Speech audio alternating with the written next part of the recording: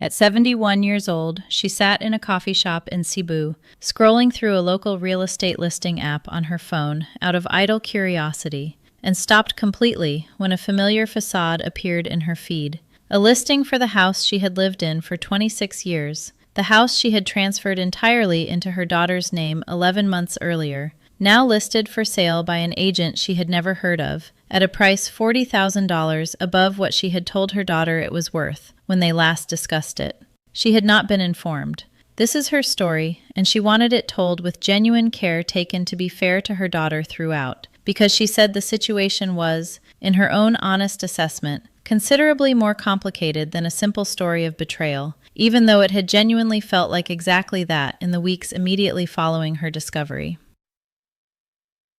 She had raised her daughter largely as a single parent, following a divorce when her daughter was 6, working steadily as a paralegal for 34 years, while building, alongside her career, the specific and considerable equity in a modest but well-located home in a suburban Denver neighborhood, a house that had appreciated significantly beyond her original purchase price over the decades she had owned it. She retired at 70 and began seriously researching international retirement destinations shortly afterward, motivated primarily by a fixed income of approximately $2,300 monthly that, while adequate for her Denver expenses, left minimal room for the kind of retirement she had hoped for after decades of steady but not lucrative work. The decision to transfer the house to her daughter, rather than sell it outright, emerged from a specific set of considerations that she wanted to walk through carefully, because she said the reasoning had seemed, at the time, genuinely sound rather than naive, a distinction she felt mattered considerably to how her own eventual mistake should be understood. Her daughter, then 42, had recently gone through her own divorce and was renting a considerably smaller apartment with her 2 children, a financial situation her mother described as stable but genuinely strained. Rather than selling the house on the open market and giving her daughter a portion of the proceeds, she had been advised, by a financial planner whose broader competence she still generally trusted, despite what followed, that transferring the property directly would avoid capital gains complications for both parties, provide her daughter and grandchildren with immediate and stable housing, and still leave her own retirement adequately funded through her Social Security income, combined with a separate retirement account she had maintained independently of the house's equity for exactly this kind of planning purpose. The specific structure of the transfer mattered considerably to what followed, and she wanted the details understood precisely rather than in general terms. Unlike a life estate arrangement, which some viewers of similar stories on this channel may recognize from other accounts, she had transferred the property as an outright and unconditional gift, with no retained interest, no life estate reservation, and no formal written agreement specifying that her daughter should hold the property for her grandchildren's benefit rather than sell it, an omission she now recognized, with considerable retrospective clarity, as the specific and central error underlying everything that followed. She had discussed her expectations verbally, extensively, and, she believed at the time, quite clearly, but had never formalized those expectations in any document with legal weight, operating instead on a trust in her relationship with her daughter that she did not, at the time, consider needed the kind of formal protection a stranger's transaction might require. Before we get into what happened after she discovered the listing, subscribe right now and turn on the notification bell. Every week on this channel, we share real, honest stories of Americans starting over overseas, not the polished version, the honest one. Subscribe now so you never miss one. Her daughter's explanation, once confronted, centered on a specific financial crisis that had developed in the 11 months since the transfer, one her daughter had not disclosed to her mother during that period, a decision her daughter later described, during their eventual difficult conversation, as motivated by genuine shame rather than any deliberate intention to deceive. Her daughter's ex-husband had stopped making court-ordered child support payments roughly 7 months after the house transfer, a situation that had spiraled through an extended and expensive legal enforcement process that had not yet resolved, leaving her daughter genuinely struggling to cover both her existing apartment lease, which she had not yet broken in favor of moving into the transferred house due to a specific delay in school enrollment logistics for her children, and mounting legal fees associated with pursuing the unpaid support. Selling the house, in her daughter's account, represented what felt at the time like the only available path to genuine financial stability, one she had pursued increasingly desperately, and by her own later admission, without adequately considering her obligation to, at minimum, inform her mother before finalizing a decision regarding a property her mother had trusted her with under a specific set of unstated but genuinely held expectations. She wanted to be direct about the specific emotional sequence that followed her discovery because she said the anger she initially felt, genuine and considerable anger sustained for several weeks, gradually complicated itself once she learned the full financial context her daughter had been navigating largely alone. She did not want her story to read as a simple exoneration of her daughter's decision, which she still considered a genuine breach of trust, regardless of the underlying financial pressure. But she also did not want it read as a straightforward villain narrative that ignored the genuine desperation her daughter had apparently been experiencing during a period when, she came to realize with some additional pain, her daughter had not felt able to reach out to her, 9,000 miles away, for the kind of support a parent nearby might have more naturally provided during an unfolding crisis. The financial outcome for her personally, she wanted to specify clearly, ended up being less catastrophic than her initial panic had assumed, though genuinely worse than her original retirement plan had anticipated. Her daughter, once confronted, agreed to transfer a portion of the eventual sale proceeds back to her, roughly $110,000 of the approximately $430,000 final sale price,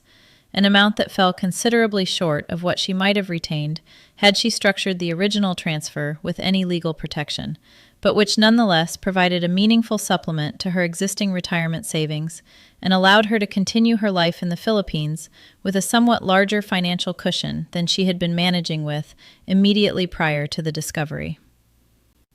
She has, over the 18 months since, rebuilt her relationship with her daughter to a degree that surprised her, though she was careful to note the relationship now operates with a specific and permanent alteration in the underlying trust structure that she does not expect will fully reverse. She and her daughter now speak regularly, video calling most weeks, and her daughter and grandchildren visited for 3 weeks the previous summer, a trip she described as genuinely warm and successful on its own terms. But she was direct that she now maintains, deliberately and without apology, a considerably more formalized approach to any remaining financial matters involving her daughter, including a recently updated will that specifies precise terms rather than relying on the kind of verbal understanding that had governed the house transfer, a shift she described not as ongoing punishment, but as an honest and necessary recalibration based on information she had genuinely not previously had about her own daughter's capacity to make difficult financial decisions unilaterally under sufficient pressure. When asked what she would tell another parent considering a similar gift to an adult child, particularly one being made in conjunction with a move abroad that would place genuine physical distance between parent and child during any future crisis, her answer focused specifically on the distinction between trust and legal protection, a distinction she said she had not adequately understood before her own experience.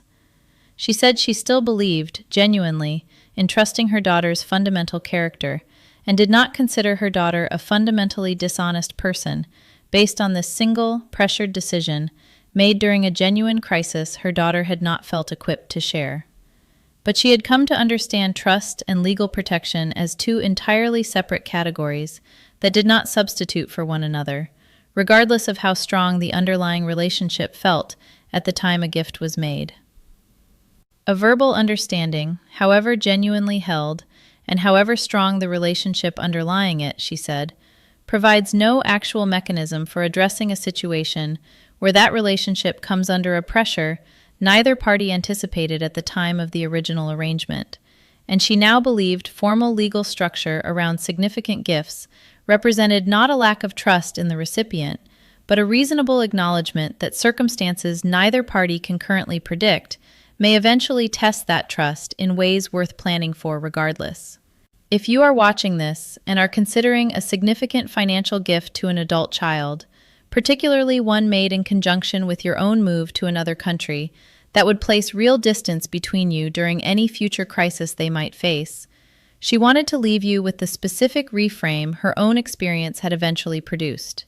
It is not that you should assume your child will act as her daughter ultimately did. It is that formal legal protection around a significant gift is not an expression of distrust in your child's character,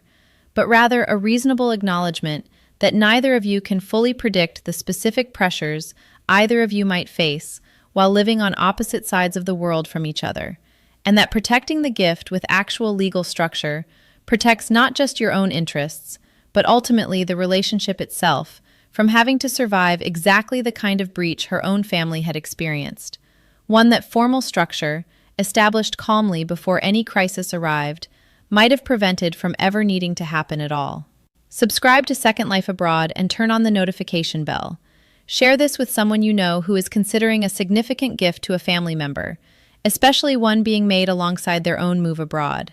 We will see you in the next one. There is one more specific piece of practical advice she wanted included, because she said it was the most concrete and actionable recommendation to emerge from her own experience, one she felt deserved emphasis beyond the general principle of formalizing significant gifts. She now recommends, to anyone considering a similar arrangement, consulting specifically with an elder law attorney rather than a general financial planner or estate attorney, a distinction she had not understood the importance of prior to her own situation. She explained that elder law attorneys, unlike many general financial planners, specialize specifically in the intersection of aging, asset protection, and family dynamics, and are trained to raise exactly the kind of uncomfortable but necessary questions that her own financial planner, competent within his own specialty, had never thought to ask, including specific mechanisms like retained life estates, deeds with reversionary clauses that would return the property to her in the event of a sale without her written consent, or formal family trust structures that could have accomplished her original goal of providing housing stability for her daughter and grandchildren, while still preserving meaningful legal protection against exactly the scenario that ultimately occurred. She said she has since spoken with an elder law attorney about her current estate planning, and was genuinely surprised by how many protective mechanisms existed that neither she nor her original financial planner had ever discussed. Mechanisms that would have cost, by the attorney's own estimate, only a few $1,000s in additional legal fees at the time of the original transfer.